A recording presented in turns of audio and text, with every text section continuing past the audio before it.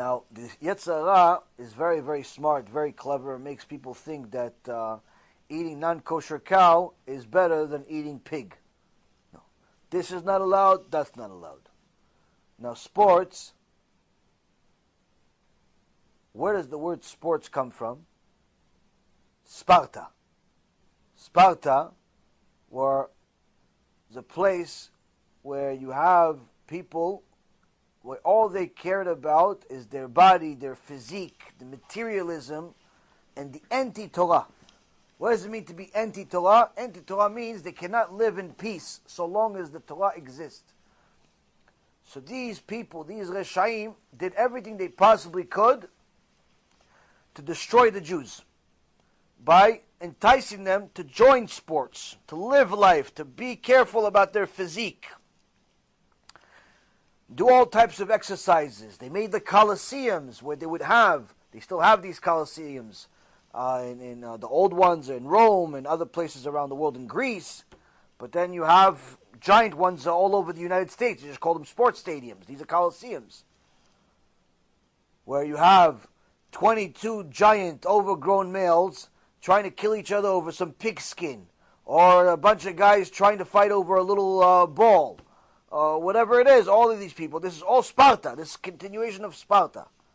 Now, the mentality of following sports, being allowed, is one of the tools of Amalek, one of the tools of the Erev Rav, that you're allowed to follow sports. Why? Because sports, unlike anything else, sports is very addictive. You can't just watch a game that you don't know who's playing. Like, you're not just going to watch some random high school basketball game and everybody else is just an average player or less. You have to watch the NBA. And it's not just the NBA, you have to watch the team that you like. And how you're going to like them, you have to follow them. You have to follow their players, and who they're trading, and who they're getting as the Rookie of the Year, and who's the best assister, and who's the best dister, and datter, and all datter, and what kind of sneakers is he wearing, and what kind of this, and what's his salary cap, and he's getting paid too much, and he's getting paid too little, and he's signed with Nike, but he's with Adidas. And what ends up happening? You become a fan. What's a fan? Where does fan come from? Fanatic. Fan comes from fanatic. That's what a fan is. Fanatic about sports. You know everything about these teams. So you're not just watching a 90-minute game. You're investing your life into it. Because in order to like the game, to like the teams, you have to know who's playing and why you like them. You don't just like them because he's 6'6" and jumps 40 inches into the air and he runs a 40 and a 3.9. No, you don't care about that. You care about different things. So that means you have to invest a lot of time into this. And that is a lot more than the 90 minutes of the actual, or the 60 minutes that the basketball game or the football game or the baseball game is. It's a huge investment. You're constantly watching it. You're constantly looking at it. You're constantly arguing about it. Which means that even when you try to learn, you're thinking Rabbi Akiva, Kareem Abdul-Jabbar, also Rabbi Akiva, Michael Jackson, Michael Jordan, Michael this, Michael that, LeBron James. You're not even sure who you're reading about. You're starting to think, maybe Rabbi Akiva and Rava, maybe his Talmidim, maybe Rabbi Shimon Bar Yochai in the cave, he had a basketball hoop. You start distorting things in your head. You can't be focused when you're a fan. Now, are you allowed to play sports is a different question. Playing sports in order to exercise is allowed. You're allowed to play a little bit of basketball as long as it's not on Shabbat, because for anyone that's an adult, the ball is considered muktzeh. And it's also something that you do during the Yemei Chol, during the weekdays. It's not an action that you would do on Shabbat. But if it's during the week, you want to exercise via playing basketball, via exercising, running, or something like that, whatever you want to do, that's allowed. That's allowed to exercise. But to become a fanatic, to become one of these people that watches the games on a regular basis, absolutely forbidden. Not only as a bitul Torah, but also as could be even considered avodah zarah to some extent. Why avodah zarah? When you become a fan, and I know quite a few of them, you simply start obsessing over these people, obsessing over the sport, fighting over it, crying over it. Your team lost. I can't believe it. Like, why is Hashem doing this to me? Why is he doing it to me? What? You're 25 years old, you idiot. You're crying over a bunch of people that make $50 million a year because they lost? You idiot. Do you understand what they're going to do to you in Shamayim for crying over this, but not crying over the Bet HaMikdash? You didn't cry this much when your own father died, but you're crying over a basketball game, a football game, and not only that, you're blaming Hashem. Why is Hashem doing this to me? Like he has to change the world so you can continue going against him. The demented mentality that we have sometimes really boggles my mind. It's Mamash Chesed Elokim that we're still alive.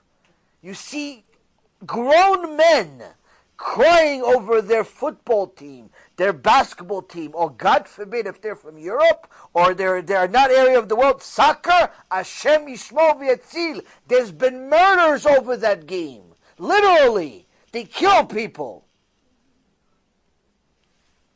You think this is what Kadosh Baruch Hu says, Kadoshim tiyu ki kadosh ani, you're a holy nation? You think he was referring to those people?